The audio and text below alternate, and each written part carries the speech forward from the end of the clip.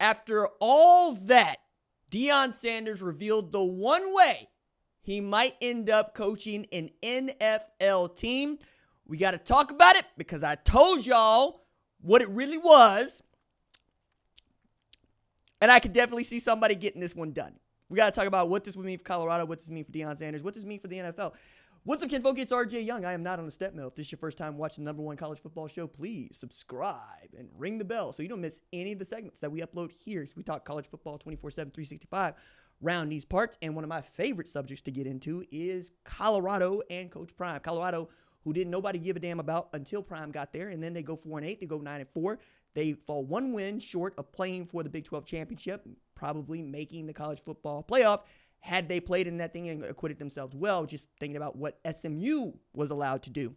And then we could have got Colorado versus Penn State or something like it, which would have been, I think, a little bit more fun than Penn State versus SMU. As it stands right now, Prime is in high cotton. Okay, all right. So he's got a son in Deion Sanders, who we expect to be a first-round draft pick, one of the first two quarterbacks off the board. He and Travis Hunter both are probably going to get drafted in the first 10 picks is what I would think. And neither one of them is going to go to the NFL draft. They're going to have a party in Boulder, which I'm sure somewhere is probably going to be sponsored. Now, I find it interesting that Season 3 of the Coach Prime doc has dropped on the Amazons. And as Coach Prime is doing the media junket on behalf of Technological Themyscira, we have heard Prime talk about what it would mean or how he might end up coaching in the NFL. And what he said on GMA3 is, hey, I would need the opportunity to coach my sons. Okay, that's a quote. And he doubled down, said the only way I would consider is to coach my sons. Again, plural. Remember, he got more than one, all right? And if you want to keep it a buck, he got 3 that are going to be playing football, right? He got Shedeur, who you know about, Shiloh, who I'm sure somebody would make a roster spot to make this man happy, and Travis Hunter. You can get all 3, I think you can get Prime. And for what it's worth, I don't think that Prime should go to just anywhere because those boys get drafted by the same team. But I know one thing, it'd be real damn hard for him not to, because the man got into coaching to coach his sons. I've been trying to tell y'all this from the day one started this, okay? Everywhere he has been a coach, his boys been on the team. Everywhere. He has not had a team that has not had his boys on it. That's going all the way back to Pee-wee and midgets, all the way through. You know, when we got the weight limits on the children who could play offensive line or not play offensive line. Like, all the way through that, from elementary to middle school to high school to college. That man has been about coaching those boys. That's what he wants. And in coaching those boys, you've been able to see he has been able to bend this reality to what he needs it to be for Shedeur, for Shiloh, for Travis. I mean, not for nothing, dog, but like, if his marketing ability was not one of the top 3 in the world, I think it really goes Prime. It goes Taylor Swift, Prime, Ryan Reynolds. Like, you do that, I mean, short of being a WWE superstar, I don't think a man has had a better third act. And at 57, with a couple toes missing, he's still that dude. You want to see what he's got to say. You want to hear what he's got to say. And you want to see his teams play. They throw the ball all over the yard. They have outstanding skill players. And frankly, it's become a lot of fun to watch that team play, specifically in this Big 12 conference that feels so wide open. I mean, Arizona State was picked dead last. They win the conference, made the college football playoff, right? Thinking about what Colorado might have been able to do, had some things gone their way in as far as you don't lose to Nebraska. That changes some things, right? Certainly, if you don't lose to, Kansas, that changes some things.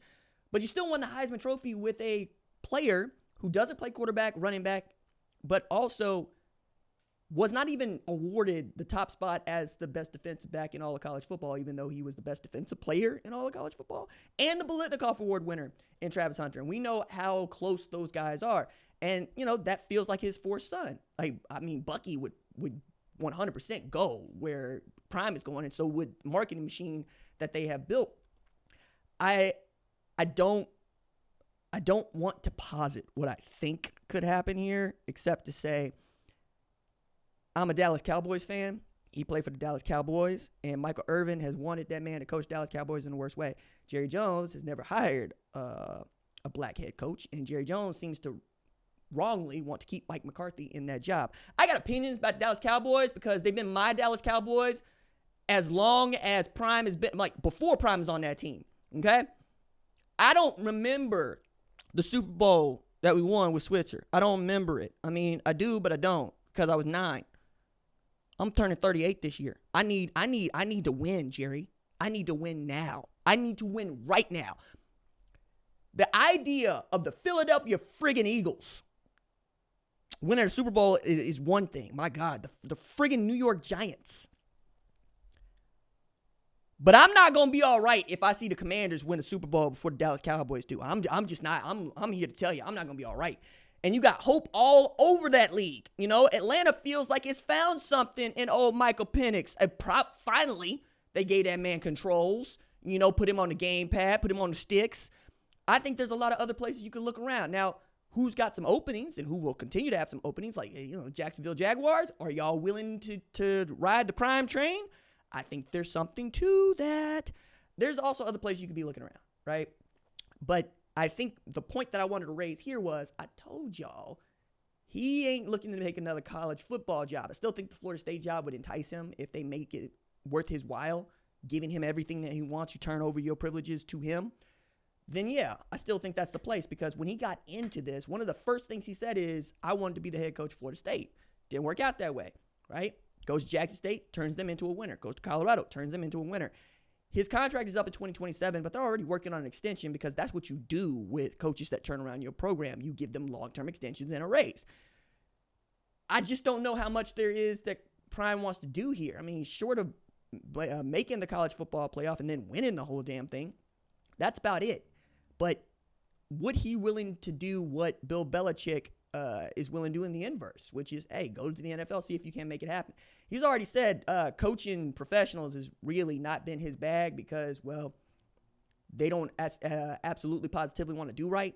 And I've already said that about college coaches. Even in this age of name, image, and likeness, you still get to tell players what they're going to do and how they're going to operate and how you expect things to go. But the turnover that you're getting to have at the college ranks, you don't get to have at the NFL ranks. Like, we have totally flipped into the opposite direction on college football. You can turn over the whole roster every single year if you want to, and sometimes you want to. You can do that. You can't do that in the NFL. Free agency has periods. Trades, something probably never going to make it to college football, are part of the whole process, and players want to initiate those trades more often than teams want to initiate those trades. I think there's going to be a space at some point for Deion to make that. And I think one of the ways in which you do that off the rip, though, is you signal, hey, we are drafting both of them and Travis. We are trading picks to go get all of these guys because that's what it would happen. You'd have to give up something of value to get the picks, to get both Shedeur and Travis. But you know what? The Houston Texans did this. They end up with C.J. Stroud and Will Anderson, and that's a damn good Houston Texans football team. DeMeco Ryans got them absolutely going in the right direction. You can do that anywhere you want to in that league because of the salary cap, right?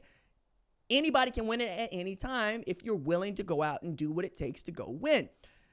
I'm just not so certain that Colorado gets to feel as good about having Prime as they once did when he's going on GMA3 saying, hey, I would consider it if they took my sons, which is what Colorado did. And now they ain't got the sons because, well, Carson Beck is pushing them. Cam Rising is pushing them. Alan Bowman has pushed them. But we do have a limit to how long you get to play college football.